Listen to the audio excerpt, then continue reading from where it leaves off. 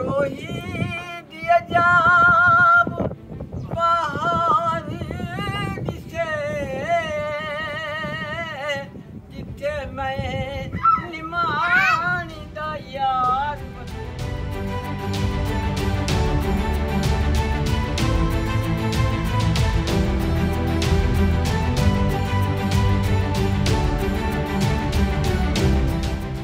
ये पीछे जो हमारे एक जहाज़ नज़र आ रहा है, ये इंडस क्वीन इसका नाम है।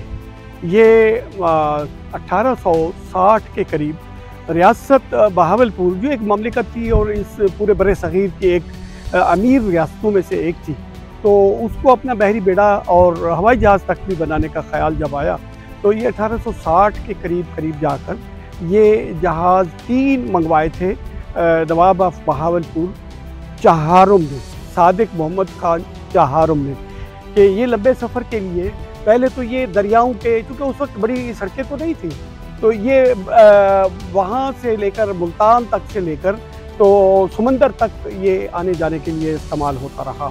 और फिर उसके बाद जो दरियाई मंसूबे शुरू हुए और आगे से बंद बनने शुरू हुए और आगे से कुछ पुल बनने शुरू हो गए, तो फिर ये आगे ना जा सका। लेकिन 1867 में हम देखते हैं कि उस वक्त का वायसराय जो है, गालिबन उसका नाम ब्रुकलैंड है या कौन है, तो वो इसके ऊपर सवार होता है, नवाब बहावलपुर की दावत पर आते हैं और वो यहाँ से जाफ़र गोट, जिसको अब जाके कहते हैं भोंग, और ये इलाका तक जो है वहाँ तक इस पर शेर का शिकार होता था। और उस वक्त के वायसराय ये बरतानिया से बन के आए थे और इसी के तहत जो है इसी मंसूबे के तहत एक हवाई अड्डा भी बना जो कि खानपुर में मौजूद है, अब भी वो फंक्शनल है, वहाँ भी जहाज़ उतर सकते हैं, छोटे जहाज़ उस पर भी उतर सकते हैं। लेकिन 1862 में यहाँ बहुत बड़ा सैलाब आया था जिसमें पूरा पुराना कोट मिठर उसमें बह गया था, तो ये रेस्क्यू का काम करता था।